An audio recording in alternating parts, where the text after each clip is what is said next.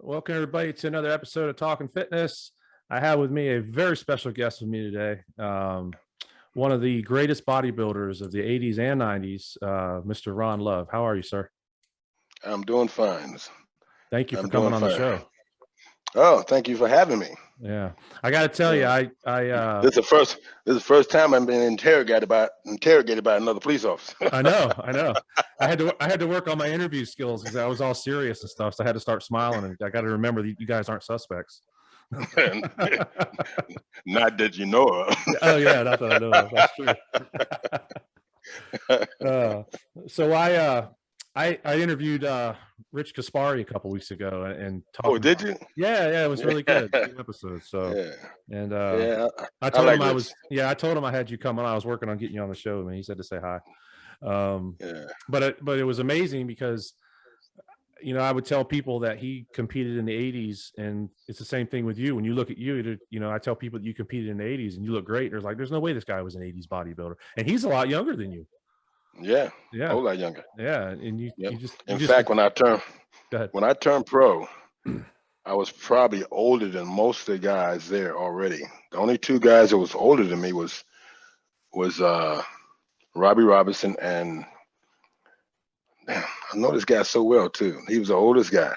Mm-hmm. I just had to. It'd come to me. I can't think of his name right now. Yeah. But did he compete for a while? Yeah, he was probably there longer than anybody. Oh wow. You know. He was from England and also from what is his name? Oh my God, I feel a little stupid right now. It wasn't Ian Harrison, was it? No. Oh, okay. Ian Harrison, no, not even close. Okay. He was a black guy too. Yeah. Okay. He had the real good peaks on his biceps. Albert Beckles. Oh, Beckles. Yeah. Okay. Yeah, Albert Beckles. Yeah. You don't hear that. You don't hear that name too often. No, you don't. I'm trying to figure out what, because we were really standing pretty good touch at one time, you know. Mm-hmm. Because one of the guys that was a movie star came to the gym, to the powerhouse where I trained at, and he said he was being trained by Albert Beckles. Mm-hmm. It was one of Arnold's movies. You remember Arnold's movies when you had the guy who was he was a police officer, but he was always turning different colors or whatever he was doing. Oh, you talking about Terminator? Yeah, Terminator. Yeah, okay. Yeah. The guy who played the Terminator. Okay. Yeah, he came to our gym. Really nice guy though. Real super nice guy. Huh. So we talked quite a bit while I was there, and I told him that I used to compete against Albert Beckles. He said, "Oh man, that's my trainer." And then he got Albert on the phone, and then we talked for a while. Wow. Is he over in England still? No, he was in Cali. Oh, Cali. Okay. The last time I talked to him, he was in Cali. Cali. I'm not sure where he is right now. You know, when you start competing with these guys, you know, so much distance is created with you. You don't know who's doing what. Yeah. Because I was surprised when I did this show with Dave. Mm-hmm. After I started getting calls from everybody all over the world, man. Everybody thought I was dead. Yeah. Well, I watched it. I've actually watched it a couple times. I love watching all those shows. And when you put your phone number out there, and I'm just like, oh Lord. Yeah. I think you might regret that. No, actually it was interesting because people would call me for all kind of reasons. There's got one guy from Rimini, Italy, which I competed in the Olympian, and he's a guy who's been in the service and decided to live there, you know, and he's competing this past weekend. Mm-hmm. So he's asking me for advice for this and advice for that, boom, boom, boom. And it was real nice to be able to communicate people that haven't just questioned about what you've been doing, you know. Yeah, that's amazing. Now, you keep up with current shows and stuff like that? Current Olympias, all the current pro shows, or? To a degree. Yeah. The sport has changed so much, you know. it's not like it when we were competing as pros, and when it came to the Olympia, you know, all the guys the physiques have changed quite a bit, you know. So many mass monsters and that type of thing, you know. Yeah. I'm more I was always more interested when it came to the more aesthetic physiques. Yeah.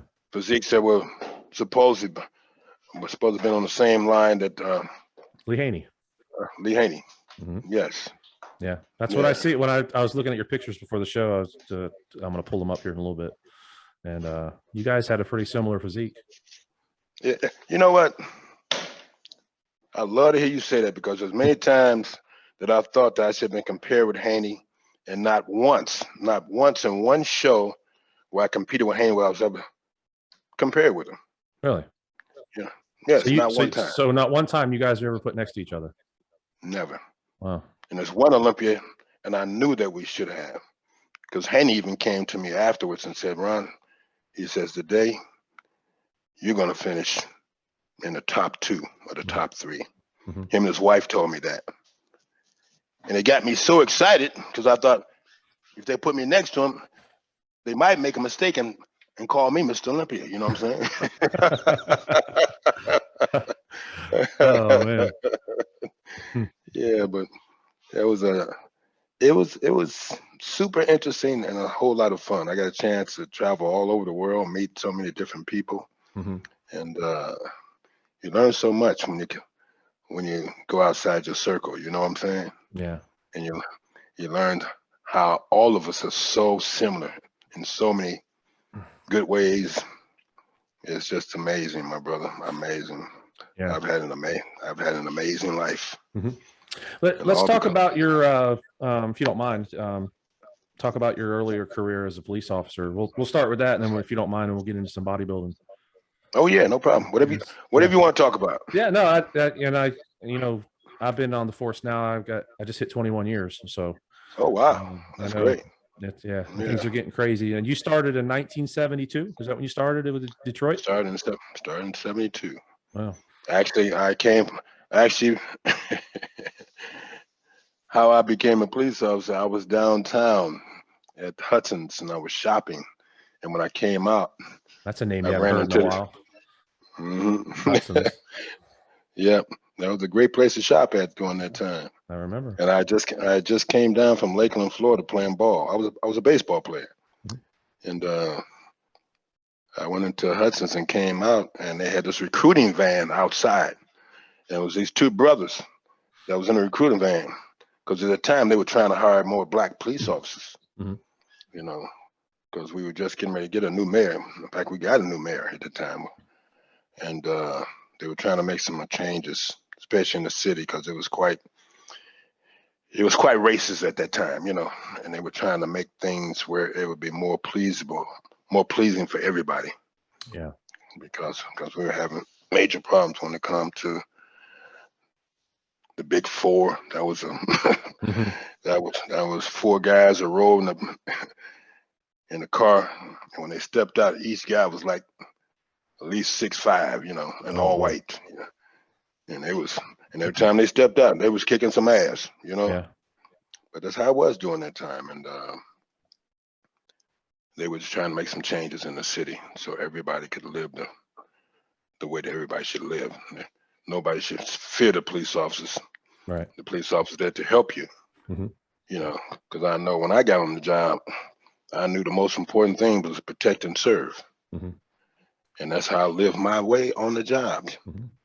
When I used to go to the scout car area, the first thing I would do was knock on everybody's door, you know, and I actually give people my phone number, you know, and I said, I'm going to be Officer Love. I'll be patrolling this area.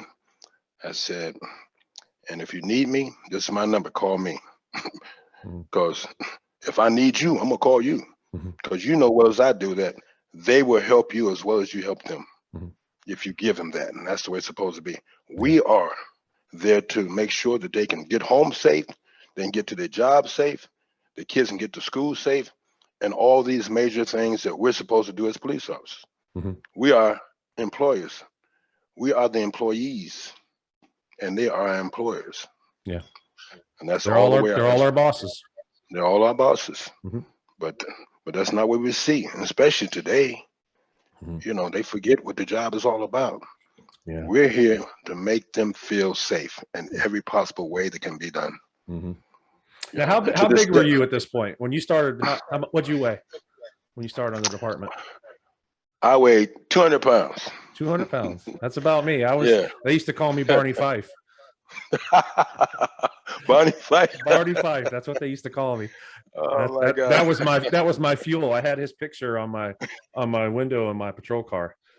When I would go to the gym, I would look at Barney Fife's picture. I said, that's not going to be me anymore. No, that's funny. That's funny. Everybody thought, because I played sports, I played football, baseball, basketball, all that, and everybody always thought I had a little bit more physique than everybody else. They thought that I could be a bodybuilder, but mm-hmm. every time they said something, I'm gonna be no bodybuilder, because I always had these thoughts about them wearing these panties and all this kind of stuff. They're gonna compete because I love the sport. I mean, Arnold was Robbie Robinson was my hero. Mm-hmm. I already knew about Arnold, but when the first time I saw Robbie Robinson, I said, man, this guy is amazing. Yeah. Could I look like that? Mm-hmm. Yeah. And I remember I went to see a show in Columbus, Ohio, the Mr. Olympia. Mm-hmm. And I took my partners, and I was a police then, and I took my partners. We drove up to Columbus, got there, so I'm waiting in the lobby to see Robbie. I done brought my belt, and I brought this, I brought that. I brought so many things for this guy to sign.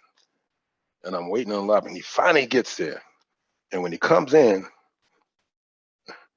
I said, Robbie.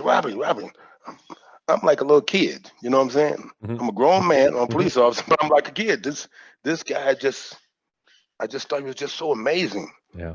And I said, Rob, can I get your autograph? Can I get your autograph? Boom, boom. And he says to me, no, I ain't got time. I said, what? You ain't got time? Man, you better sign my autograph. You better sign this. You better sign that. Boom, boom, boom. You better be careful because I'm a police. I'm from Detroit. And I guess I was trying to take advantage of my, my job at the time. Yeah. And you could do that back then. Yeah, it didn't work though. Yeah. It didn't work. I guess he was kind of pressed for time. And you know how it is, you're pressed for time, you're getting ready for the show, boom, boom, boom, your mindset is someplace else. Mm-hmm. You're not thinking about nobody trying to talk to you. And it really, it broke my heart at the time. It really did. Because I drove a long way to see this guy. Yeah. Because I didn't normally make certain people heroes. I didn't. But him, when I saw this guy, you know what I'm talking about. Because when we see some of these guys, they look so amazing. They look untouchable. And for him, that's how I was with Ronnie Coleman. Yes. When I saw Ronnie the first time, yeah. Oh yeah, Ronnie was amazing. Mm-hmm. But I trained. I beat Ronnie though. I'm gonna tell everybody I beat him. He never got to that point where he was when he started winning Olympiads, And, but he's a great guy though, man. He's one of a kind. He really is. Very humble. Very much so. Him and like when I first met Lee Haney. Mm-hmm. I think oh my God, he's amazing. Yeah. He's such a good godly man. He treats everybody the way that he wants to be treated, and that's so important. Mm-hmm. Because I've learned that same thing too. That's the reason why I've traveled. I've had the opportunity to travel all over, compete all over. And it just makes you feel good, man, when you can touch somebody's heart the right way. You know what I'm saying? I know. I'm so glad they created bodybuilding. Me too. Yeah. Because I'd probably be fat. No, you wouldn't. So how long was the police academy when you went? It was 18 weeks. 18 weeks. Wow. I think it's up to, what's it up to now? About 49, 50 weeks now, I think. Almost a year. Really? Yeah. I know down in Florida. I don't know about Michigan. Yeah. And actually, here at Detroit, we used to teach all the police departments. Everybody had to come through our academy. Yeah. So we had the suburban, departments that we trained, and we had Detroit. And we had one of the best academies I thought ever. What was your starting pay back then? You remember? Oh man, it wasn't enough. Yeah. That's for sure. It was it was so little that I can't remember what it was. Yeah. I couldn't imagine being over 15. There's no way.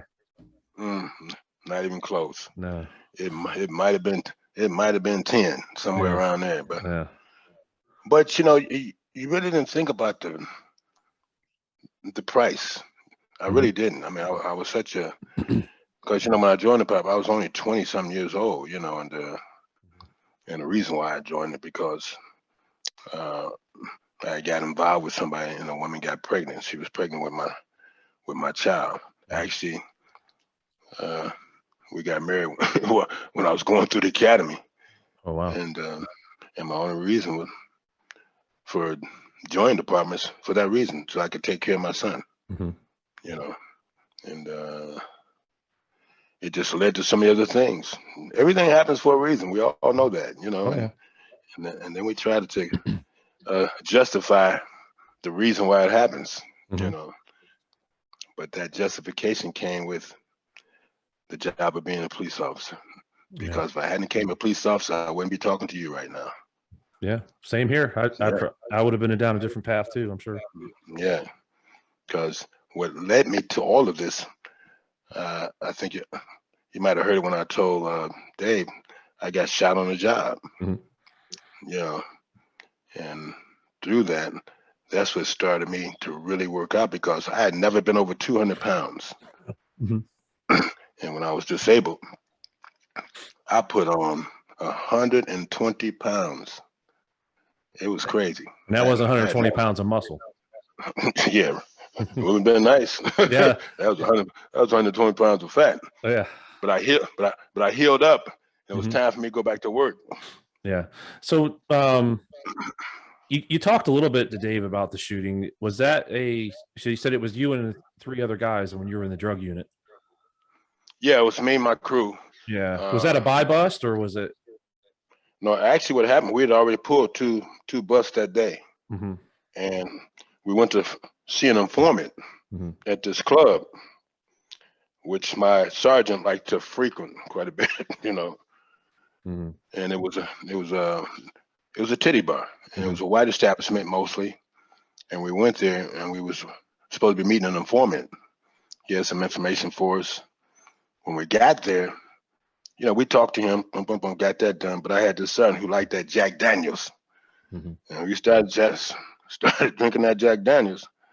And we didn't get out there till 3 o'clock in the morning. Oh, wow. And we're walking across the street and we go into our vehicle. We got an unmarked vehicle, of course. You know, we opened up the doors, all 4 doors. It was 4 of us. 3 of us were black, and a guy named Perry Hendricks, a real good friend of mine, a white guy. He's an Italian guy. And he was part of the crew. It was a 4-man crew. It was a great crew too, man. We had a lot of fun. I think about them days. Yeah. And I did a short stint in the drug unit. It can be a lot of fun.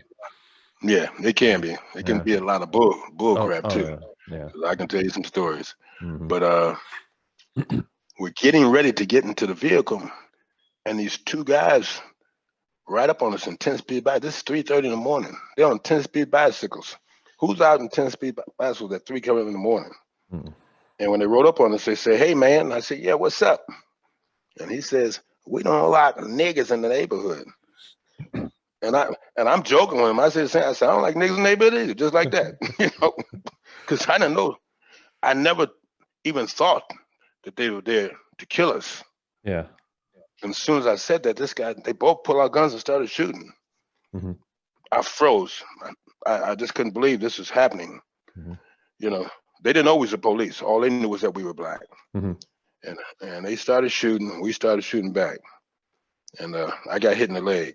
I didn't know I was hit until after I tried to drop out the vehicle. And I returned fire and I hit the one kid. Didn't realize at that time this kid was only 18 years old. The other guy was his uncle. He was 42 years old. You know, I hit him one time. He falls off the bike and gets back up. And that's when I jump out the car and try to chase him. And I fell to the ground. I didn't realize I was hitting him. And then I shot him again. He gets up and starts running into a major street. What were y'all carrying back then? Do you remember? My weapon? Yeah. 38. 38. I was telling the 38. Lousy 38. Yeah. Little wheel gun. Yeah. They don't do much. Yeah. That's why they don't do much at all. I got shot with a 45. Ooh. Yeah. That's like getting hit with a hammer. Yes. But what happened was that the bullet came through the vehicle and hit me in the leg as I was diving in. And good thing it did, because if it had sent me on the outside, it probably would have blew my leg off. So, and also too, my guy, Perry Hendricks, the Italian guy, he says, he thanks me to this day because he thinks if the bullet didn't hit me in the leg, it hit him in the head. Oh boy. Yeah. So he thinks I saved his life. Yeah. So I go along with it. Yeah, I saved your life. Now, when they investigated that, did they determine why these guys were you guys just targeted because you were black, or you didn't? What did they say? We was targeted because we were black. Yeah. But now they didn't have hate crimes back then, did they? Oh, do you know what state I live in, brother? Yeah. It's Michigan. Yeah. Michigan was one of the most racist places that you could ever live at one time. Wow. And these guys came from an area called Hazel Park. It was right across the street from where the club was. And that was a very racist area, you know, and it was happening quite a bit. And the thing I was always thinking about, who did they attack before they attacked us? Yeah. Because, you know what I'm saying? But went to court the next day, and the judge gave this guy a $2,000 bond and 2 sureties. He walks out of the courtroom with me on the elevator. Wow. They gave him a court date. He never showed up. 21 years later, I get a call from a police department in the Chicago area. And they picked him up on that capias. And they called me and asked me, what did I want to do? I said, I want some justice. I said, just extradite him back here so I can get justice. Not only do I want justice for me, but I wanted justice for his nephew. Because if this guy hadn't, you know, convinced his nephew to come with him, that young kid, he was only 18 years old. He lost his life. You understand where I'm coming from? Oh yeah. Yeah. He lost his life. He's probably the one that put this in his head. To this day, I feel bad about that kid. Anybody, all these kids getting taken out to this day. You see the things that are happening every day now. Yeah. Even since Floyd got killed the way he got killed, there's been no justice. They're still doing the same thing. How can they be so, excuse the word, but asinine? How could they be so thoughtless? Yeah. You know? It's crazy. We are yes, it's crazy, because we're the ones supposed to be protecting these people. These officers need to wake up and understand that if you don't want to be the police, don't be the police. If you don't want to take care of the people the way they're supposed to be taken care of, don't become a police officer. Go out there in the woods and just hunt bullshit all day.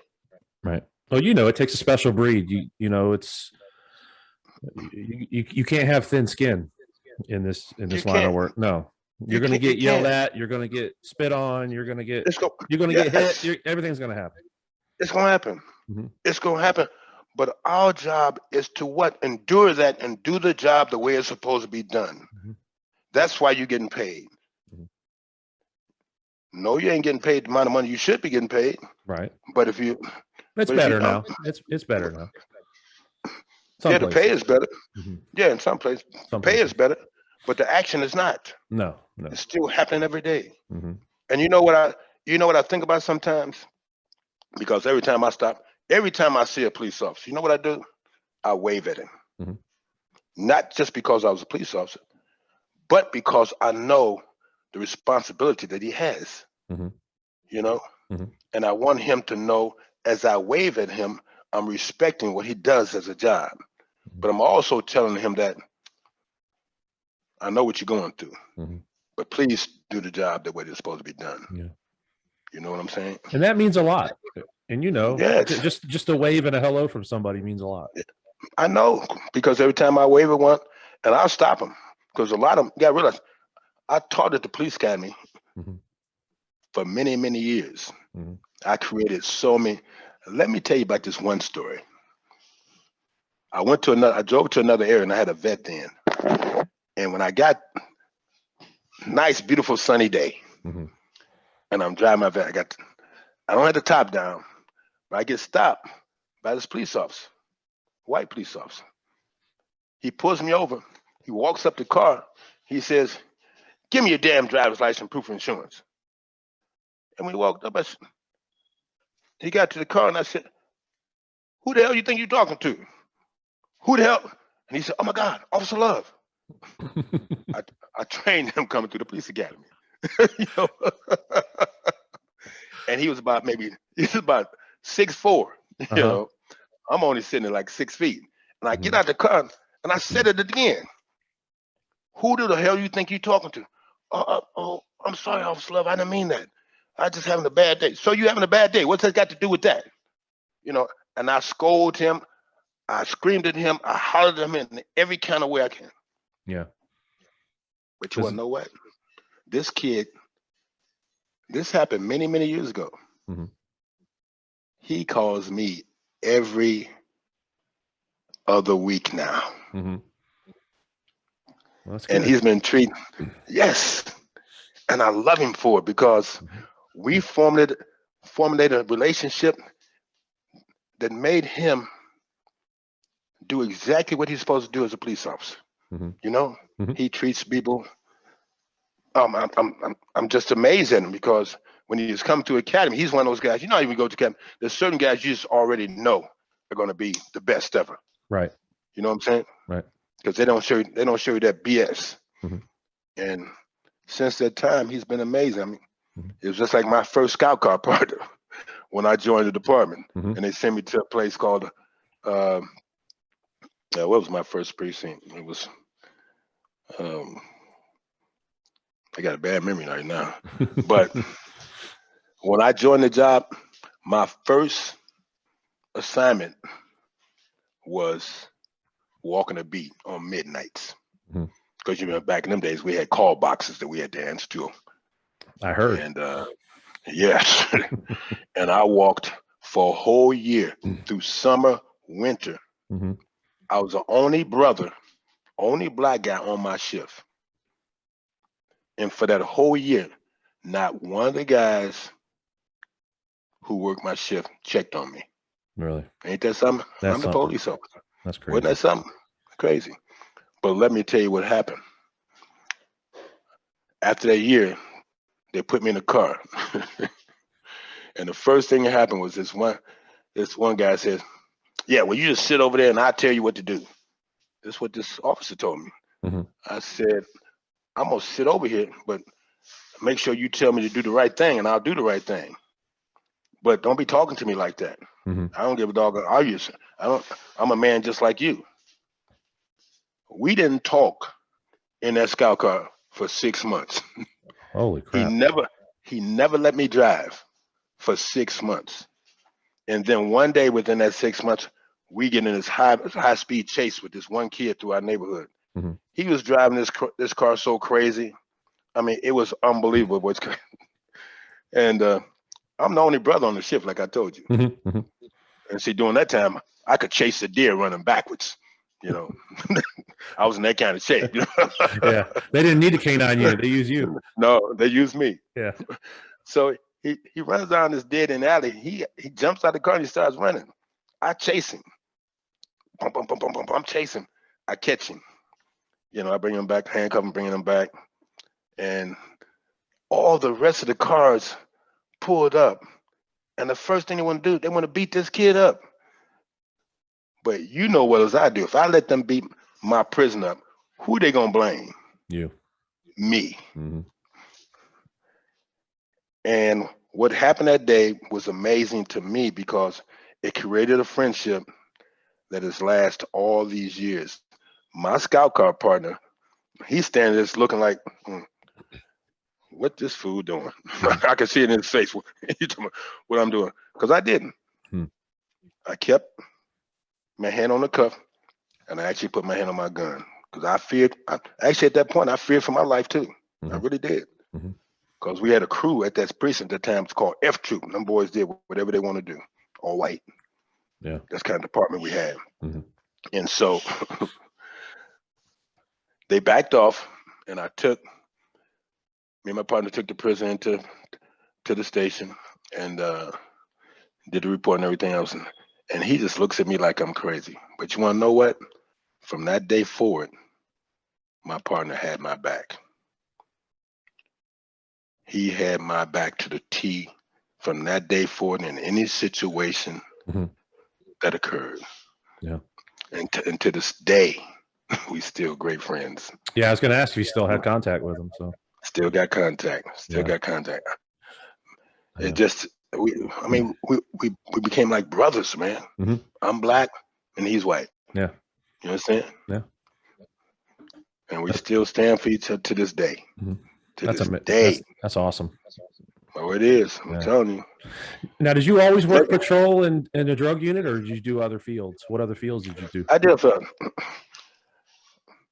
They had another unit called TSS. That's a specialized unit that they do some everything. All the trouble areas. That's what they sent you. Like a task force type thing. Yeah. Like a task force. I work narcotics. I work vice. You know, I taught the police academy. That was basically all the things I did. You know. Did you ever make rank or try to make rank or anything like that? Or no? Never wanted it. Never wanted it. I saw how, and the reason why is because I don't want to be responsible for other officers. Because you know well as I do, when you sit back and you start working with different guys, and because I had this one partner. I mean, he come to work every day. Great officer, but he came to work every day drunk. Every day, every single day. Oh my God.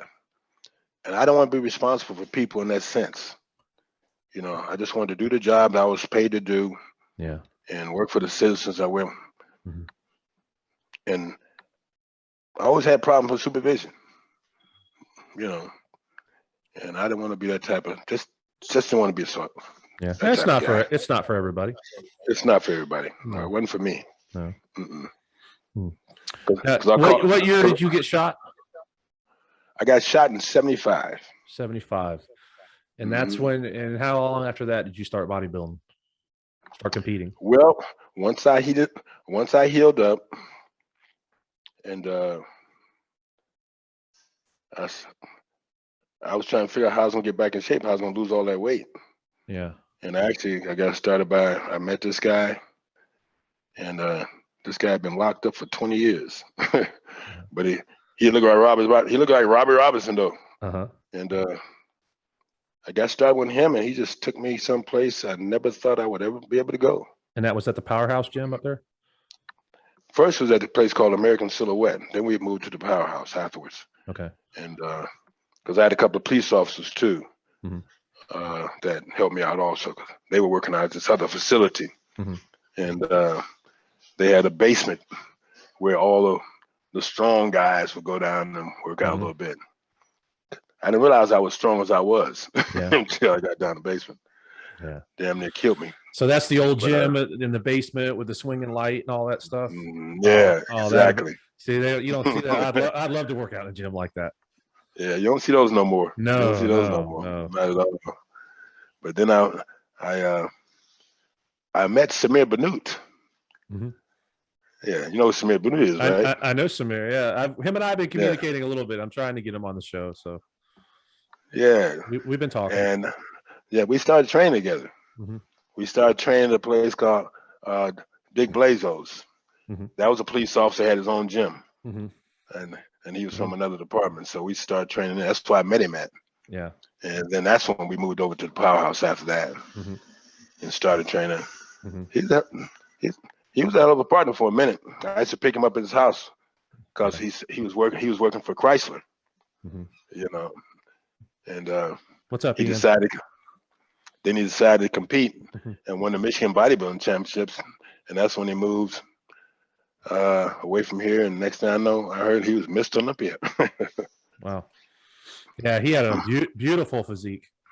Yes, he did. Yeah, yes, he did. I used to love watching the videos of him posing and stuff. You know, he just those crisp lines and stuff when he would do his posing routine was really good. Yeah, he's a little hard head though. Yeah. You had some good posing routines too. I watched some of yours. Oh yeah, I like to rock the house. Yeah. Schema. I enjoy posing quite a bit. Yeah, not me. Us white boys, we put on some heavy metal and we just do our turns. Dang, dang, dang, dang. So Ron, I asked Ian to join us a little bit later, but I told him we were going to talk some cop talk first, and he said he'd come in and talk with us a little bit too.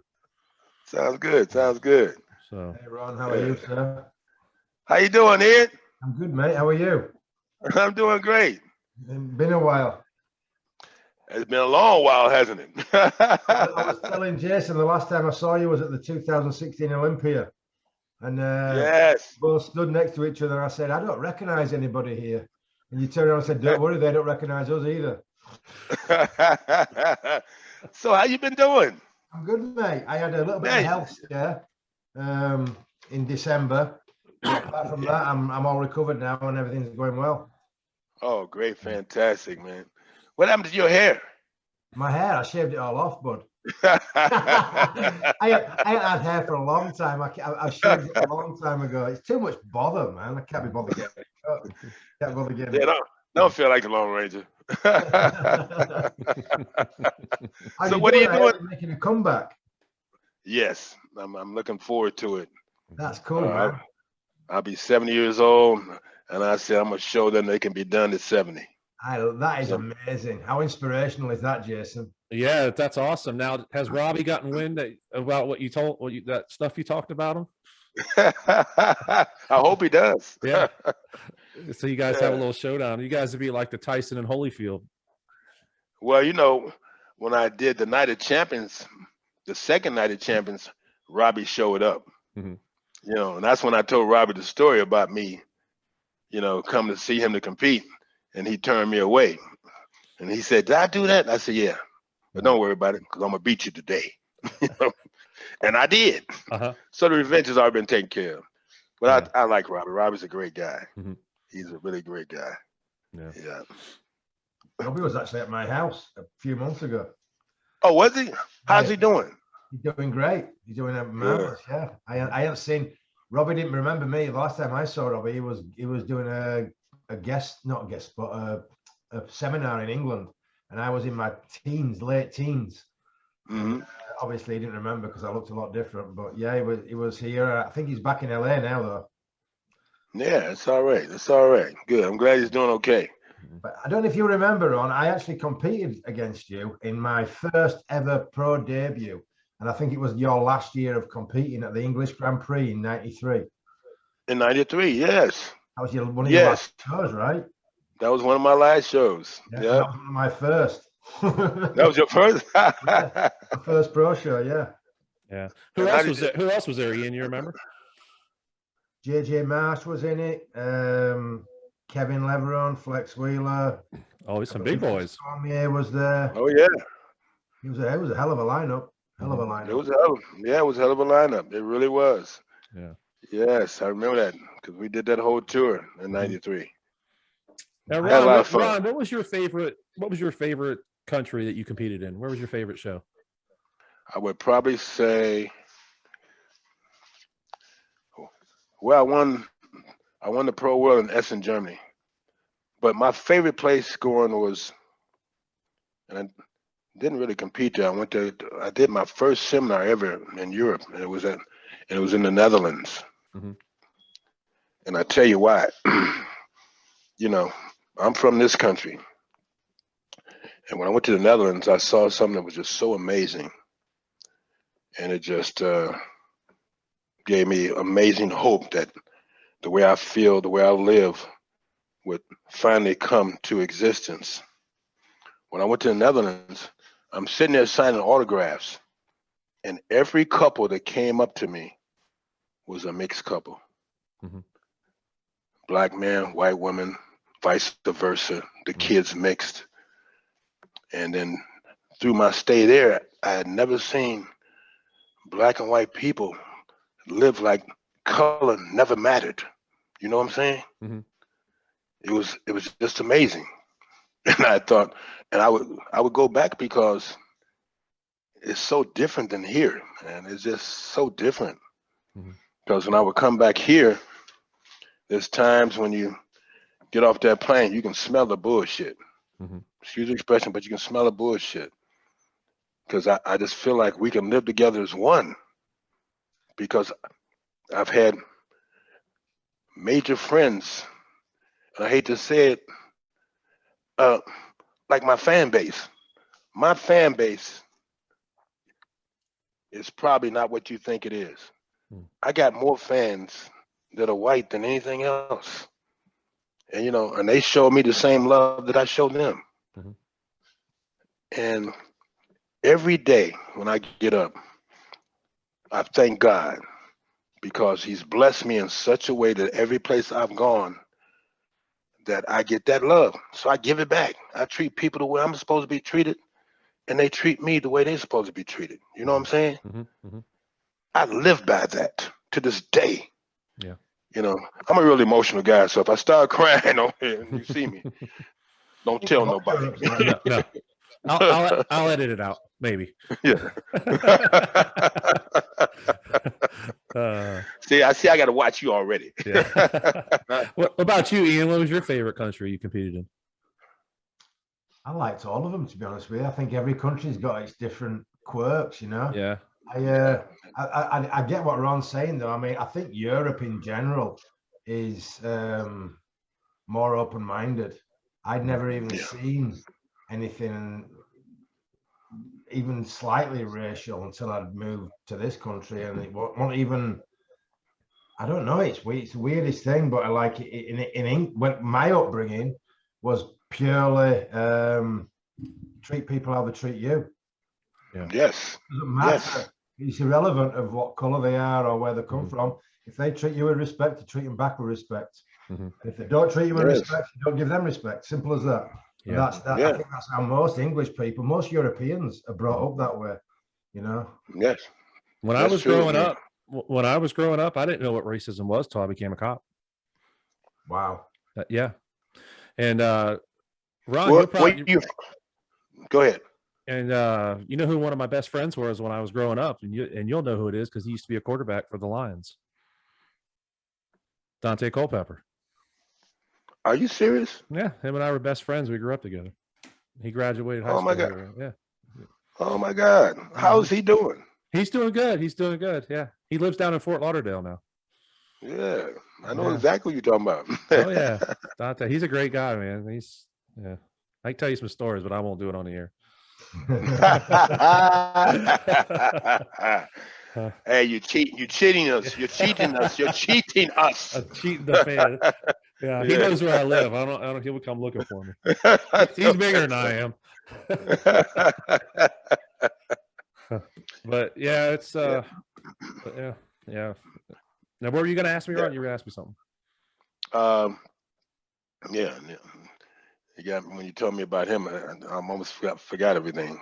But I would probably say the same thing as Ian when it comes to competing in certain places. I enjoyed myself every place. I mean, it was a major thrill. It was a major opportunity, man. I've had the opportunity to travel all over the world because of bodybuilding. You know, I've had an amazing life. You know, all the people I've had good times with. All the cute women I met. Well, I shouldn't say that. That might get me in trouble, but it's all right.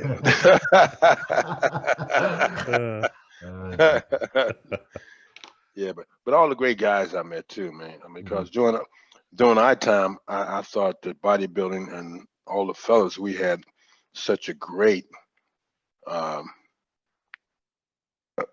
you know, we did everything together. When we would compete, you know, we would work out together. I remember a few times we would out and run 3 miles at night. I hated those guys for that, though. But because, you know, I used to run all the time in the academy. I had enough of that crap. you know. But it's all the camaraderie, man. I thought things could have been better.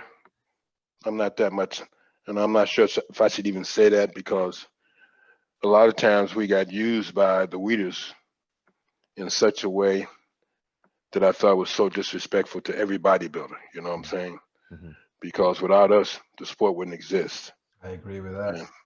And did you ever get were you on Weeder's team, or were you ever approached by them? Who, me? Yeah. Do you remember when they came up with the WBF with Vince McMahon? Yeah. He did his own little bodybuilding show there. Yeah. Well, see, what Vince McMahon did, he recruited at least 15 to 20 guys from the IFBB. When that happened, a week later, the Weeders asked all the IFBB pros to come to New York. You know, he didn't pay our way there. You know, we had to pay our own way there for what he wanted. And when we got there, he told us, and he told me this directly. He said, Ron, if you stay faithful to the IFBB, I'll give you a contract. And he told other bodybuilders. Okay. When I got home, I got a call from Vince McMahon's organization. They flew me to Hartford, Connecticut, first class. They picked me up in a limo. First thing they did, they took me to a 5-star restaurant, fed me like a king. And then after that, I went and met Vince McMahon and his wife. And I sat down and talked to him. And they wanted to sign me to a contract. And they asked me how much I wanted to pay. I said, how much y'all want to pay me? And hey, Ron, you remember what year this was? That was, what year was that? That was the same year that he started. I can't remember the year, but can't remember the year. I think it was late 80s, early 90s. It was in the late 80s, I'm almost sure. But he asked me, he told me, we'll pay you $150,000, you know, for the year. And I said, well, what does that include? And he said, it includes exclusive rights. I said, exclusive rights on what? He said, exclusive rights on everything that you're about. So that meant the only thing I would get would be that 150,000. But they would own my likeness. They would own everything about me. You know what I'm saying? You know what I'm getting to? So all the guys, yeah, that was 91. You're right. And so I said, that's not enough. He said, it's not enough. I said, no, I mean, you're talking about owning my likeness. You're talking about owning me as a person.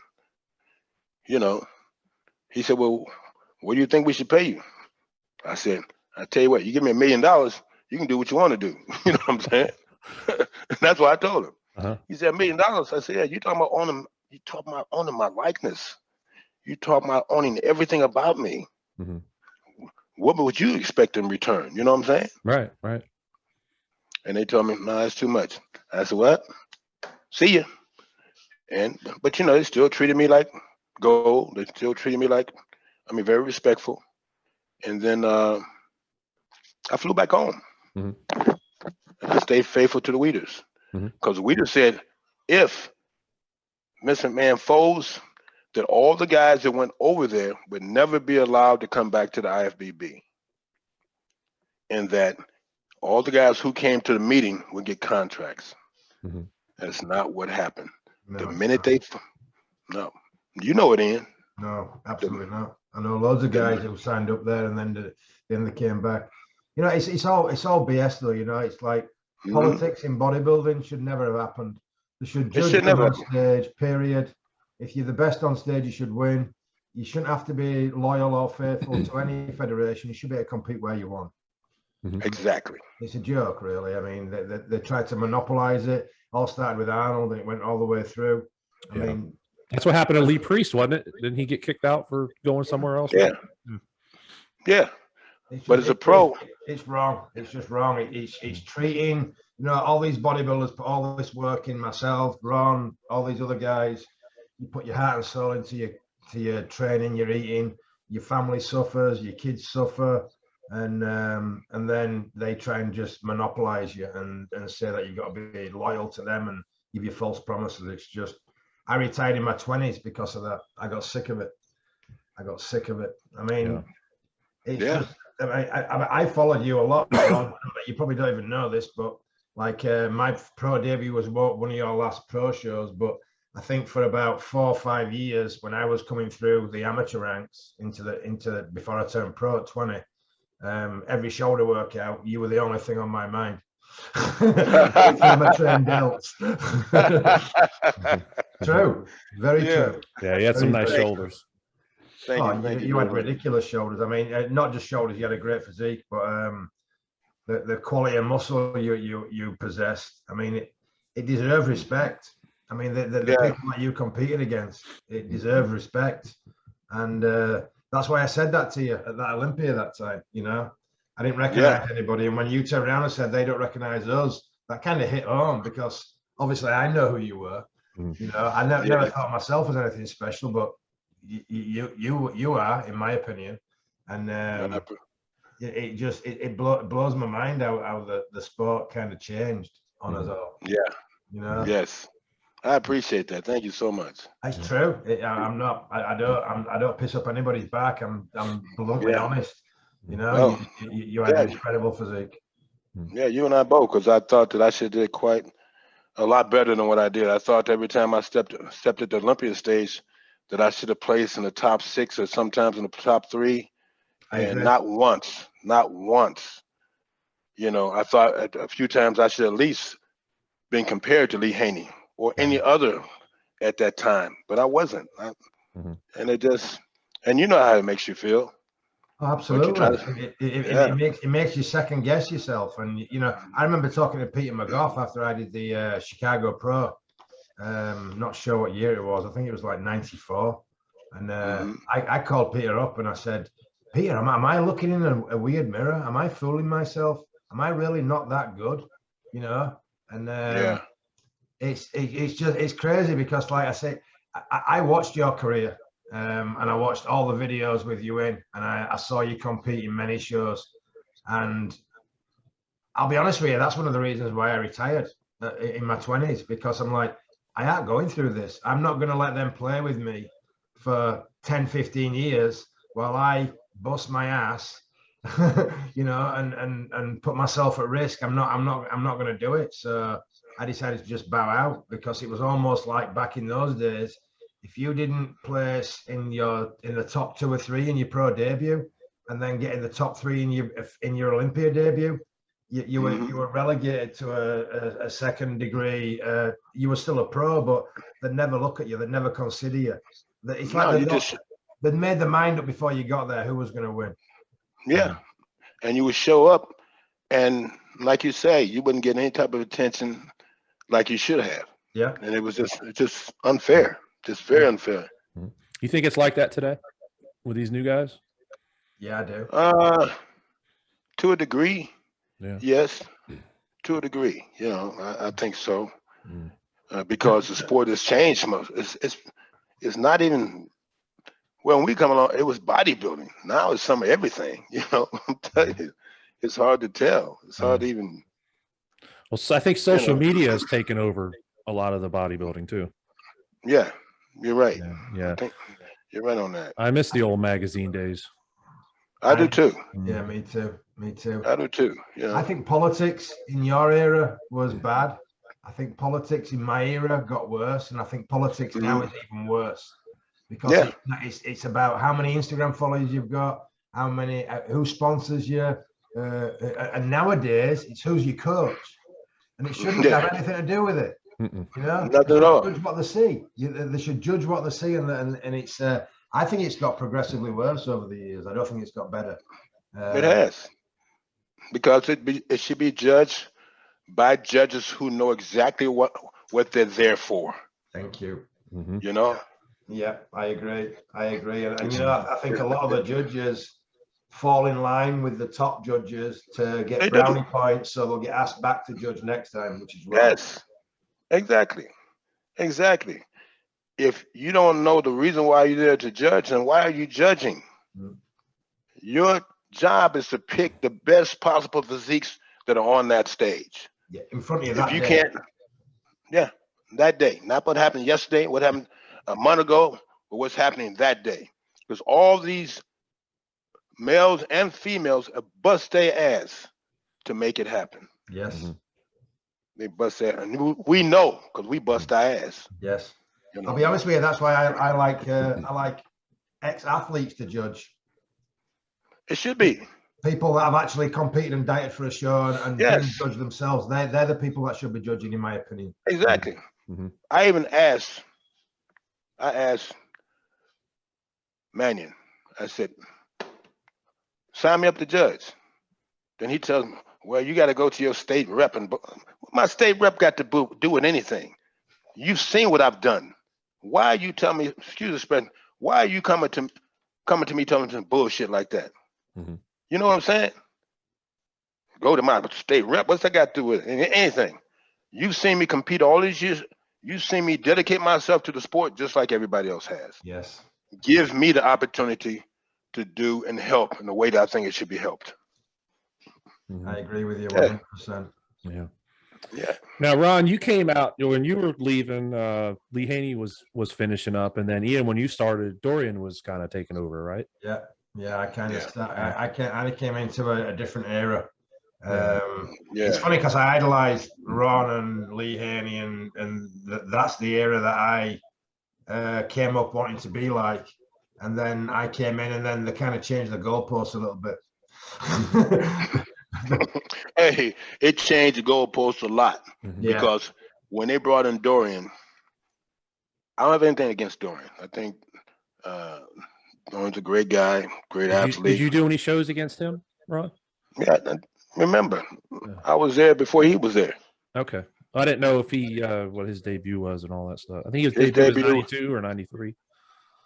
His debut was 90 because the first time he competed in Olympia was in 91. 91. In Orlando. In 91. And that's when they put him automatically. They compared him with Lee Haney. I mean, he hasn't even won a show yet. Right. Or he did one show, boom, boom, boom, boom. But that was the Weeders. They took this young man and they all and they had him where he's almost beating Lee Haney. You know, I was at that show. I was in that show. Because I was kind of upset because they only compared certain people together. Us as athletes, we were there watching the show like they were. You know? Yeah. I really was. I mean, I felt like that. Every time I compete in Olympia, I never placed in the top 6. I never placed in the top 3. I never got in 91 when I did the Olympia. I don't care what nobody say. I was in great shape. I was on point. I don't give a doggone what nobody say. I was on point. And I placed 11th. I lost to Rich Gasperi in a symmetry round. There's no, I ain't got nothing against Rich. We already know he's one of them guys. He came up with the strider glutes and all that kind of stuff. How do you judge a show just by certain conditions of body parts that have been put here? Now people judging somebody because they got these certain body parts. You judge the whole physique for what it is compared to the next athlete standing next to this one or standing next to that one. And that day, I lost to Rich Gasperi by 1 point, and I lost to him in the symmetry round. You understand? I placed 11. I went on a tour, the European tour, like we used to do at the Olympia. I placed second in almost every show. Almost in every show. How do I place second almost in every show and place out of the top 10 at the Olympia? Yeah, you understand where I'm coming from? Yeah. Definitely maybe some politics there, huh? Oh, absolutely politics, Jason. It's crazy. Yeah. Some politics. Yeah. Well, see, I have to open the door. I can't really say it, so I'll let you guys. Oh, I say know. it. I know. It's crazy. And we don't have a problem saying it. Yeah. Towards the end of Dorian's career, when he had a torn bicep and a torn tricep, Mm-hmm. he was getting straight first in the symmetry round. Well, you can say he's a great bodybuilder, and he was a great bodybuilder, but how can you put a man with no bicep and no tricep first in a symmetry round? Mm-hmm. And not just that, how do you put a guy that's got some injuries mm-hmm. and all the rest of the athletes are here in great health? How does he win the Olympia? Exactly. Come on. Is that the one that Nasser they thought was going to win? I'm not sure. There were a couple. It happened in a couple of Olympias where he was injured, where he had injuries. Not just one. Mm-hmm. Happened almost in 2 or 3 of them. Yeah. Now, how was it backstage back then, Ron, when you were with the guys? Was there a lot of everybody kind of just did their own thing? Were there different little groups or? Everybody was pretty cool except for one show I was in, and that was with Phil Hill. Uh-huh. Oh, I heard about that. Yeah. I didn't hear about this. I heard about Oh, you didn't hear about this? No, I didn't hear about this one. Yeah. That happened in Helsinki, Finland. And that was one of the last shows on the tour. And Ian tell you, he said, I speak to me and Ian, when we first met, we spoke like we was friends. We spoke like we knew each other already. You know what I'm saying? And that's just the way that I am. You know. But when we were in Helsinki, Finland, Phil Hill got pissed off because he plays fourth. He plays fourth. I plays out of the money, you know. So I just run with it, you know, nothing you can do. And so I'm backstage, and Phil Hill comes backstage, and he's upset. He starts yelling, "Where the bus at? Where this at? Where that at? Boom, boom, boom." And I look around, I say, well, I don't see no windows. I don't see no doors. I don't see this, and boom, boom, boom. And I'm just joking. And I'm walking around, and as I'm walking away, because they got all the dumbbells on the floor and all this crap in the way. And as I'm walking away, somebody jumps on my back. This guy jumps on my back and starts swinging at me. Really? What have I done to you? Yes. So it's on and popping now. You already know that. Oh, yeah. So I turn when I'm swinging back. But I'm looking at him, and he's swinging at me like a girl. I mean, it felt more than like a girl, but he's swinging like, oh, what the hell's wrong with this dude? And so then Mike Quinn jumps in, and he's trying to help out. And I'm swinging, and I accidentally hit Mike Quinn a couple of times. I wasn't trying to hit him. So is everybody all oiled up at this point? Yeah. But it was so crazy. And then, you know, when I get back home, I get these calls from Cali and all this kind of stuff. And I was really ticked off because I thought me and this guy was friends. And I told him, I said, don't worry about the next show, because they had a show come up in a few weeks. I said, when we do this next show, don't just put a bodybuilding stage there. Let's put a boxing ring there, because after the show, we're going to have another fight. Uh-huh. But Phil Hill never showed up again. Huh. So, I guess it's started. I was good friends with Mike Quinn for quite a few years. I haven't spoke to Mike in a long time, but I was very good friends with Mike, and he told me all about that incident. Yeah. Yeah, Mike, that's my good friend too. How's he doing? He's had some health issues, but I think he's doing okay now. Okay. Yeah, you know, his dad just passed away recently. Oh wow, I'm sorry to hear that. Yeah, Mike was always real good to me, man.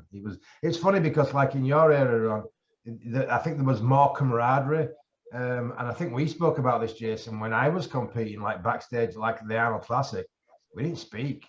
No. Yeah. I remember you telling me that. Like Mike and a lot of the like 80s bodybuilders that were coming through into the 90s, but the athletes that kind of turned pro in the 90s and I were competing against, there was very little communication between us. Yeah. It changed a lot. Yeah. Yeah, I heard that too. But Well, it depends on who it was too, because some of us Yeah. spoke and some of us didn't, you know.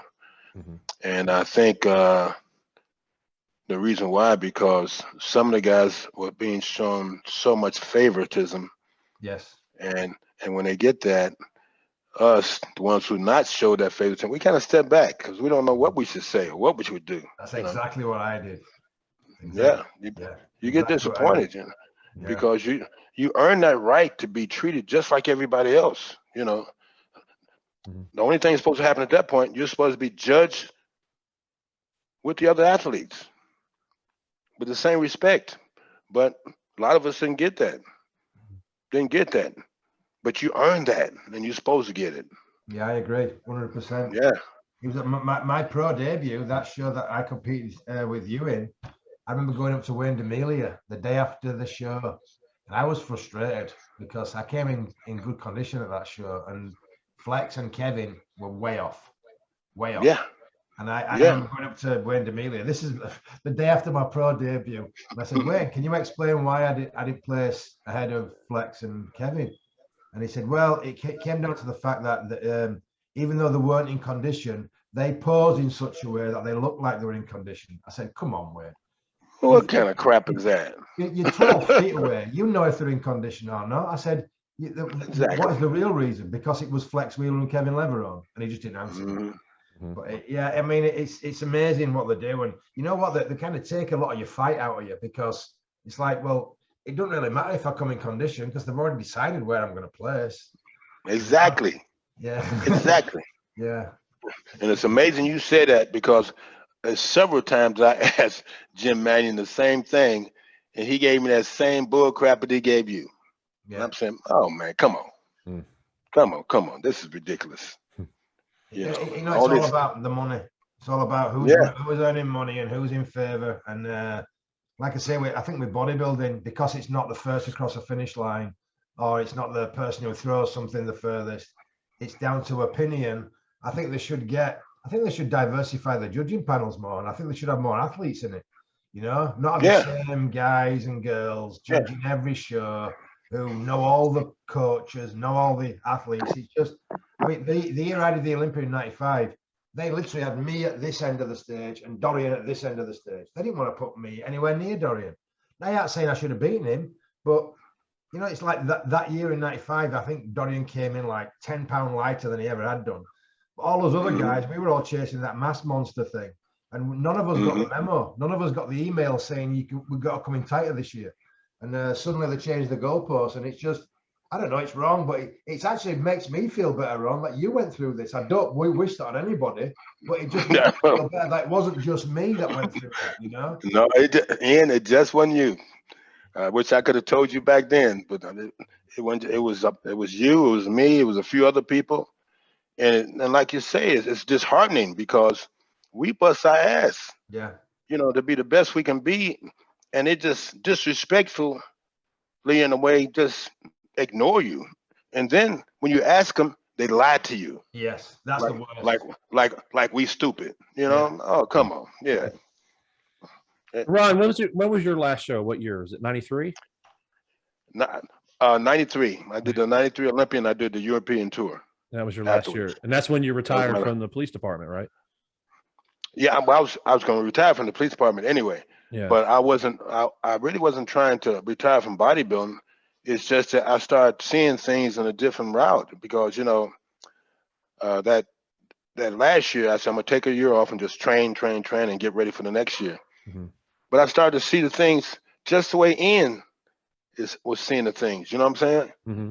And it just, because you feel like, okay, if I go to this show, how am I going to be treated? Mm-hmm. Am I going to be treated any different than I have been treated all these years? It's a sad thing when you go to a show, and especially when you see a guy who's winning and he's not healthy. Mm-hmm. Yeah. You understand? Yeah. If you got a body part that's injured, mm-hmm. because I don't care what nobody say, that year that Little Man, I shouldn't call him Little Man, but he should be Dorian. He should be Dorian. Mm-hmm. He should be Dorian. No way Dorian should continue to win shows and he's unhealthy. Ron, did you have any scarring from when you got shot in your leg or anything like that when you were competing? It went through and through. Okay, so you didn't have any kind of defects or anything like that? No. Okay, well, that's good. That's good. I meant to ask you that earlier. Yeah. No. No, all my defects were mental. That's all of us. That's why we're here. Hey, the truth will set you free. That's right. But it's so good to talk to you guys, and it's so good to see you, Ian. It's great to see you too, Ron, man. It really is. Because you had a great physique, bro. Thank you. You had a great physique. You should have been out there kicking some ass, but the way they judge, the way these judges were, and they've been like that from the start. And it's not going to change until they let people who actually compete in the sport to judge. Because a lot of those judges who are on that judging panel had never competed before. Exactly. Don't know what we go through every day, and they just take it for granted that they can put us any place they want to put us. Well, I don't know if you know, Ron, but I'm promoting a federation called the PCA now. Is that right? Yeah, it started out in England, and I'm running the whole of the US now. So now I get a chance to change things because I pick the judges. I promote the shows, and we do a lot of things different. I was telling Jason about it. We try to make it, because basically nowadays bodybuilding is all the money's generated from the athletes, which I think is wrong. Yeah, it should be generated from an audience. Like we charge the athletes like $50 a year for membership. Entry fees like $50. We give prize money to a lot of amateurs in amateur shows, and like if you turn pro with PCA, you don't pay a yearly fee of like $300 or $400. It's free because you earn. I was just going to say that because I think that's wrong. I think once you earn, the opportunity to become pro, why are you paying? There's no other athletes in any other sport that has to pay, for a membership. You automatically have earned that. Exactly. That is, but that bothered me from the beginning. I've never thought that pros should pay. No, they should. There's so many IFBB pros now that spend more money than they could ever earn. Yes. How much money? That's upside down. Yeah. You know how much money we spend to get ready for a show? Exactly. Exactly. Now, if you qualify for the Olympia, they still cover your charge, and don't they pay for your flight or something like that for Olympia? But they're supposed to do. That's what they're supposed to. Yeah. That's not. They're bringing us to the show. They're the ones that are making money off the show. We don't make a dime. They did that back then too in the 80s and 90s. What? For Olympia. Paid your way? Yeah, they paid your way and everything. The only time, well, see, I was always invited. I always made the top 10. I always qualified. I qualified the Olympics every year. I was either in the top 3 in one show, or second in the show, or won a show. And that's how it happened back in the day. That's the only reason why you would have to be in the top 5 at certain shows, or the top 3 at certain shows, and that would qualify you for the Olympia, or win the show. Okay. I don't know. Now they got that. Like when I was competing, there were certain pro shows that they would pay you way if they thought you were a draw. Like the Arnold Classic was an invite only, and we used to put down what shows you wanted to do. And I always put down like the bigger shows, like the Arnold Classic, because I was like, well, what's the point in doing a smaller show? I might as well see how I stack up in a bigger show. But basically, if the promoter wasn't willing to pay my expenses, I wouldn't do the show. And it wasn't really about the money. It was more about, if they're not willing to pay my expenses, they're probably not going to place me in that show. They're probably not. They probably don't think I'm good enough to place, have a good placing. Yeah. It's crazy, really. But you get to know that bodybuilding was a business and not a sport. I believed all those years it was a sport, and then suddenly I realized it wasn't. It was a business. It's a business. Well, when I first turned pro, I did the Night of Champions. That was my first show, and I took second. And from me placing second, because at one point the Night of Champions was one of the top shows. Yeah. In New York, and from that show, I automatically was called for every show because they consider me a draw. Yep, exactly. You know, it comes in a draw because, you know, I would come in good shape, and I also come in and I would put a routine together. I just wouldn't hit a few poses and be done, you know, like you see a lot of bodybuilders do, you know. And every time I came in a pose, I came in with something different or something. Because I'm like this. If you're a poser, if you're not coming in to help the crowd be excited about certain things, and we come to entertain.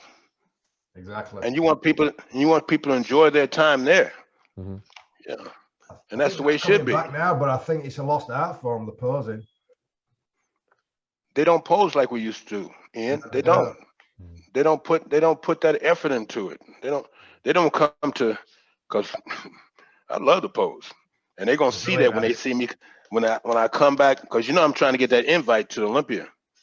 That's what I'm trying to do right now. And I figured since they put me into the Hall of Fame, there shouldn't be any kind of way where they can deny me, you know. So I'm coming back, and I'm gonna have a routine that's gonna rock they socks. Love it. Absolutely. Think about it. See you, man. I can't wait. Yeah, think about Vince Taylor. Vince Taylor always come to rock the house. You remember Vince? Vince was awesome, man. One of the best. He was awesome, wasn't it? Incredible. One of the best poses, man. Incredible. Yeah. I mean, that's the way it's supposed to be. You know, I remember when I did the show in Rimini, Italy, the Olympia. You know, I must have danced on that floor for about a half an hour, back and forth, and the crowd went crazy because they come to see us do exactly what we want to do as far as impressing them. And if you can't pose to a certain point, how are you going to impress them? Anybody can come and stand on stage. You know what I'm saying? I agree. I spent hours when I was coming up watching every single routine. I mean, literally, I could probably do 3 or 4 of your routines just from memory, because I used to study them so much. And it's, you know, I did. I mean, it's just, to me, that's part of bodybuilding. But nowadays, you see, I think it's coming back. But for a few years there, a lot of the big bodybuilders were just like going like this to the crowd and hitting them. Yeah, like, exactly. What the heck is that? If you have to ask the audience to cheer, then you're doing something wrong. Or they do the ear. Yeah, giving it one of these. Oh, they do. Yeah. Right. Like they're Hulk Hogan. Right. But like a good routine, the crowd go nuts just over the routine. You know, that obviously, right, because you're bringing the music to life by hitting the beats and doing things right. Yes. And you shouldn't have to ask the audience to cheer. They should be cheering. Oh, you shouldn't. Mm-hmm. You shouldn't have to ask them anything, because you should be prepared to bring it to them. Exactly. Mm-hmm. Exactly. We come to bring it to them and let them know that we've done our work. We've done exactly what we're supposed to do. And we also know that you came to see us. I got to make sure. So that means I got to throw down. I got to put something together that's going to say, man, Ron Love was show, mate. He put it together that day. Mm-hmm. Did you see that? You know, and did you see Ian do this? Did you see Haney do this? Yeah. That's what we come to see. If we can't get that, then what is it about? It's got to be exciting. It's got to be memorable, you know. I even go back time. I was just looking at one of my old posing routines. That's, ooh, look at that man rock his roll. Look at him. And then I watch all the guys, because some guys I said, man, ain't nowhere in the world he should place where he plays. He can't even pose. You know, because it's just, I don't know. I love this sport, man. It's nothing like it. It's really nothing like it. You still watch the Olympia every year, Ron? Oh yeah, I still watch it. Yeah. Not that I'm impressed with it, because, like Ian said, all this asking for attention, I don't like that. I mean, I want to see somebody rock the house. I want to see somebody do something that hasn't been done before. That's why there's a lot of guys during our time, I thought there was, I mean, I would be backstage and I'm seeing them pose. And I said, damn, look at that. I'm back there jumping around because they jumping around. You know? I don't even think anybody, I can't remember the last time somebody came out in character or wearing a costume or anything like that. Are they not allowed to do that anymore? We were never allowed to do that. Oh, because I remember Not during my time. Well, I remember. Well, didn't Ronnie used to come out wearing his cape and stuff like that when he would pose? That's only when he became Mr. Olympia. Oh, okay. Okay. That was guest posing, though, right? Was it guest posing? Oh, okay. And yeah, that was guest posing. Yeah. Mm-hmm. Yeah. Yeah. No, I don't put no. Yeah, some days. You know what? I think that the posing, when I watched the Olympias when I was coming up, you know, when I was younger, every posing routine was like telling a story. It was exactly the beginning, yes, and an end. Mm-hmm. And you know, I always said it's like going past the jewelers and you see a statue and it's on one of those revolving things, and you're showing every aspect of your physique, and you're going through the music, and there's a high point and a low point, and it's like telling a story. And I think that's kind of gone. I mean, I grew up watching, you know, like yourself, Lee Labrada, Vince Taylor. I mean, just incredible poses. I mean, and that's what I learned from. But once they stopped judging the posing routine, then why would people care? You know, it's silly, really. To me, bodybuilding is about, it's like, say, it's not just about having ripped glutes or being the leanest on stage. It's about having a physique first, a balanced exactly physique, wide shoulders, small waist, you know, evenly developed body parts, symmetry, balance, proportion, size, and condition. Not just the most conditioned or not just the biggest. It's the combination of all those things and being able to present yourself. Yes, that's exactly what you just said. That's all that. That's what it's about. Yeah, I mean, it used to freak me out when, remember Aaron Baker, Ron? One of the best physiques that got overlooked like nobody else's. Incredible physique and a great guy. Incredible great guy. Yeah, I went to Germany a few times, guest posing with him in Germany, and he never got the placings he deserved. Never. Always overlooked. One of the best physiques I've ever seen in my life. Me too. Such balance. Yes. Such balance, and stage presence, and great demeanor. Yeah. I mean, personality. He had it all. Yeah. He had it all. Yeah. If anybody was overlooked, that boy was overlooked. Yeah, without doubt. Without doubt. He was really overlooked. It's sad, really, because, you know, you see how and they don't get the accolades they deserve. You never got him. No. Never. He had a physique that could have been, and I'm not just saying about him, because it's a lot of guys who could have been chosen as Mr. Olympia and been a great Olympian. There's a lot of us. I mean, not just one. I think a lot of us have been overlooked. But Aaron was one of those guys. He had such balance. You know what I'm saying? Absolutely. And stage presence and personality, because it takes that too. It takes the right attitude, the right personality to step up there and show people that I'm showing you this, but I'm enjoying every moment as I show it to you. Yeah, it was a cool dude, man. It was super cool.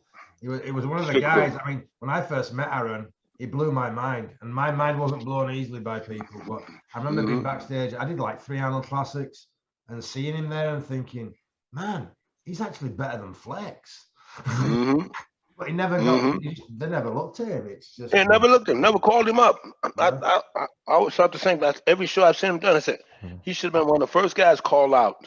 One of the first guys called out. Yeah, I agree. Because when you judge in a show, what's the first thing we look at?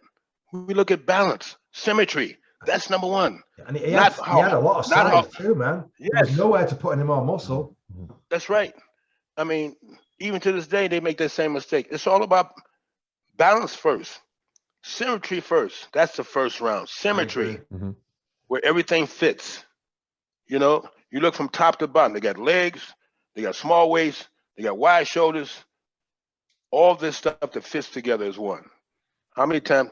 But today, all you see is who's the biggest guy. You know what I'm saying? All this mass.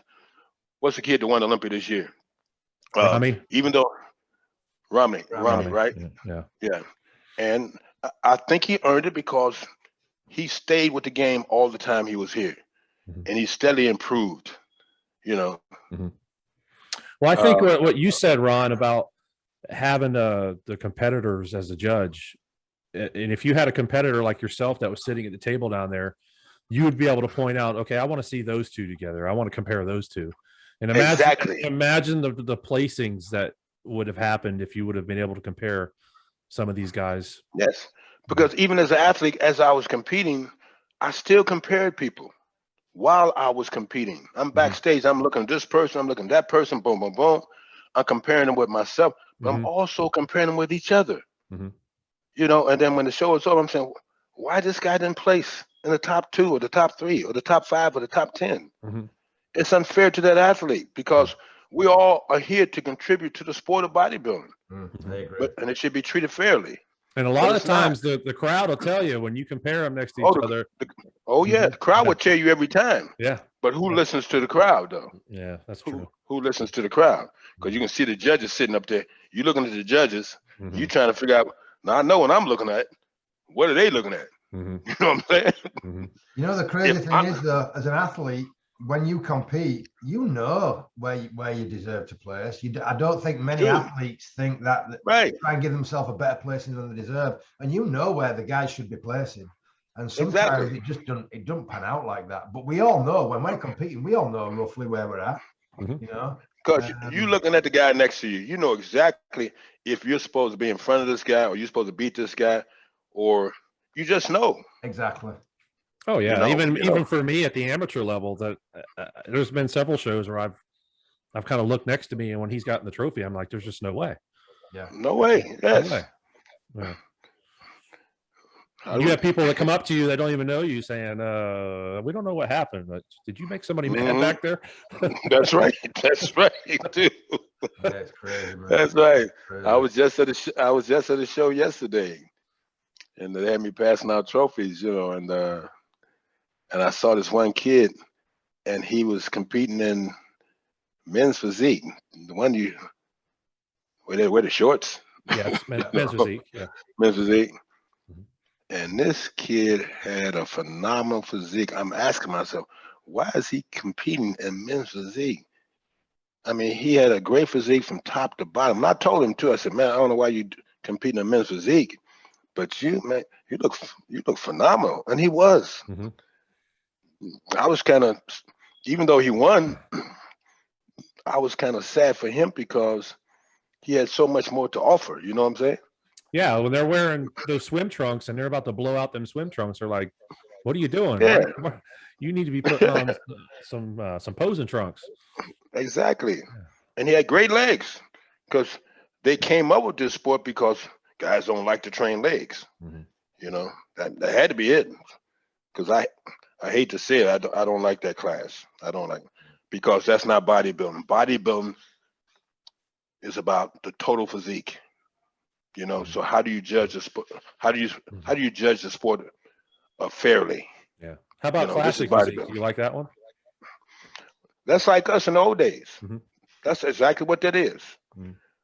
Where it was about what? What we say? Symmetry. Symmetry. Because you cannot have the classic physique without symmetry. Yeah. You know. Now, are you training guys, Ron? Oh yeah, I train people all day long. Yeah. You got some good up and comers up there in Detroit?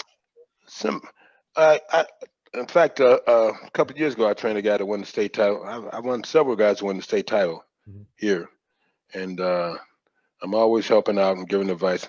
Actually, I was at John Simmons' show yesterday, and also Miss Olympia was there because John Simmons trained Andrea. Okay. Oh, she looked phenomenal yesterday. Oh my God. Because you know she's from Michigan. Yeah. Yeah.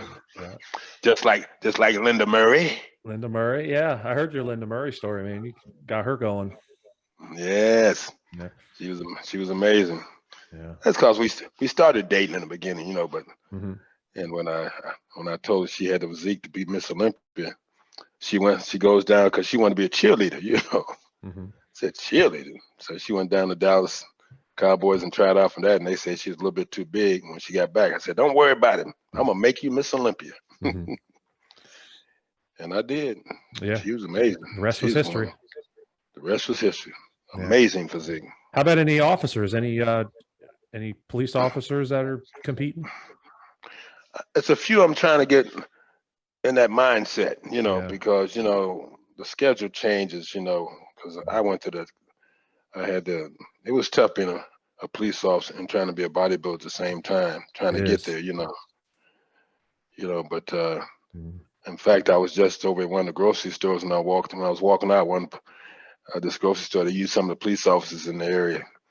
And one of the kids, oh my God, Big Ron, boom, boom. He asked me about 1,000 questions about what's that do this? What's that do that? What's that do that?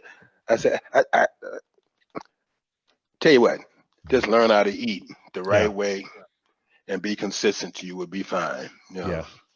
So anytime police officers stop me, you already know. Anytime a police officer stop me, I'm gonna give them my time. Oh yeah.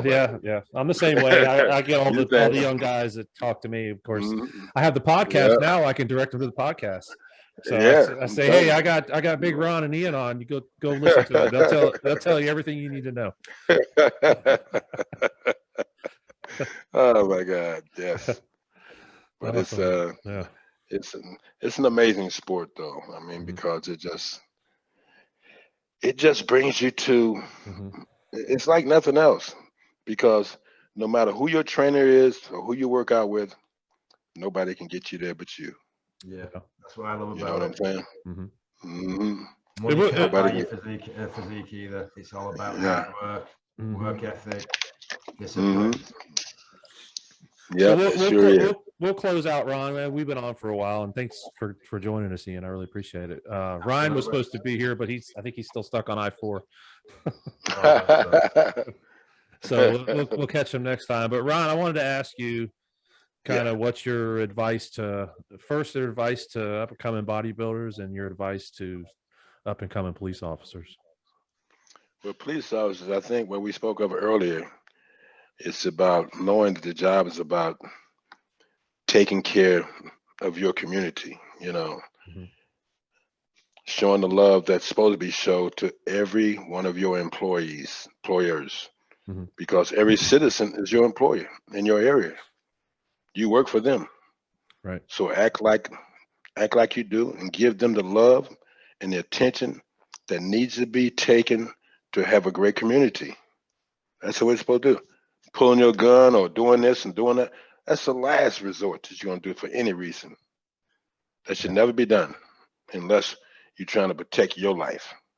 If it's not about your life, keep that gun in your holster, and treat people the way they're supposed to be treated, with respect. Everybody I talked to when I was a police officer, it was always sir or ma'am. Always. Always. And even to this day, it's always sir or ma'am. Because that's the way we're supposed to approach people as a police officer. Let them know that you're giving them the type of love that's supposed to be given. And let them know that they can count on you for everything. Let them know that they're going to get home safely every single day. Now, how about for these men physique guys? What's your for these men physique guys? Grow some legs and be a real bodybuilder. I'm gonna get yelled at. I've got some men physique friends. We all do, believe me. Yeah, I got some guys. I tell them, but it's all good. Because the most important thing is being healthy. Because I promote the sport as also being healthy, also too, because of all the things that we've seen happen. You see how many people that have been into bodybuilding have died in the last, I don't know how many years, because they're overdoing this, they're overdoing that. Yeah, Ian talked about that when the drug situation. I mean, we already know they're going to continue to use the drugs, but use some sense about it. Because the first thing we're trying to do is live a good life, be healthy. Health is number one. I wanted to feel like every time I stepped on the stage, I looked as healthy as I supposed to and felt as healthy as I supposed to. And that's what I'm getting ready to show them now. I'll be 70 years old, and you're going to see a man who's in great condition at 70 years old. I'm going to blow y'all mind. That's cool, man. That's super cool. Yes. And Ian, maybe you can get him to come guest pose one of your shows. That'd be awesome. Love it. Love it. Love it. I would love to. I would love to, because it's going to happen, Ian. Awesome. So I love to see you in person anyway. See if I'm still taller than you. Well, I'm not getting no taller, that's for sure. If you were taller than me before, I'm definitely not going to get any taller. How about you, Ian? You got anything in closing? What, like advice to people? Yeah. Just like I think I've got to agree with Ron as far as like healthy. I mean, when I got into bodybuilding, I looked up to all the guys because I thought that was the epitome of health and strength.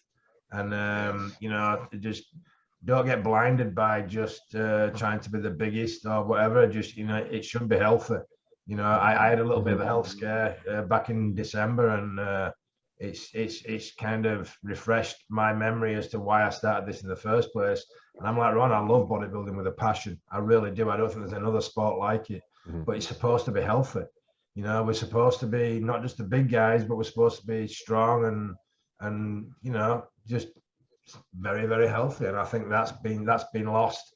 So, you know, live a healthy lifestyle, eat healthily, and just be consistent with your training. And you'll get it. I think the thing with bodybuilding, it's about consistently doing things right. You know, Rome wasn't built in a day. It takes time, and you just got to stay at it. And I think so many people don't have the patience to put in the legwork. I mean, when I started bodybuilding, you had to train for at least 3 to 5 years before you even stepped on a stage. I think that's why a lot of the bodybuilders really that are doing men's physique or classic, really they should be doing bodybuilding, and there's not that many people in the bodybuilding classes because none of them think they're big enough. But if you wait till the day you think you're big enough, you'll never walk on a stage. You just got to, you know, bite the bullet and just be consistent, and like Ron said, stay healthy. Yeah, I posted a little saying. I took it from somebody else about your biggest competition is right in the mirror. Absolutely. Yeah. True. Yeah, absolutely. All you can do is every time you compete, try and be better than the last time you competed. You know, you're not really competing against other people, even though they're judging you against other people. You're competing against what you were last time. I think that's the key with bodybuilding. True. Absolute honor to see you again, Ron. I hope we bump into each other again soon. I hope so. I hope so too. Nothing but respect for you, man. And if you come back at 70, looking like you say you're going to look, I mean, it's going to make a lot of these people my age who've made a comeback look a little bit silly. It's going to happen. It's coming. That's cool, man. Nothing but respect for you, bro. That's a promise. Yeah. And I have nothing but respect for both of you guys. You guys are both, you know, role models to me and many other people. And I thank you for coming on my show. We thank you for having us, man. Yeah, thank you. Yes, I learned a lot, man. I love talking about 80s and 90s bodybuilding, man. It's just I love it. Well, I have officially arrived if I'm on a podcast with Ron Love. Eventually. Yeah. I'm gonna be like, I'll be back. You'll be back. Love it. Awesome, guys. Well, y'all have a good evening. Thank you. Same with you, Jason. Catch you later, man. All right. We'll talk to y'all later. Bye-bye. Okay. Bye. Thank you so much, Jason. All right. Thanks. Stay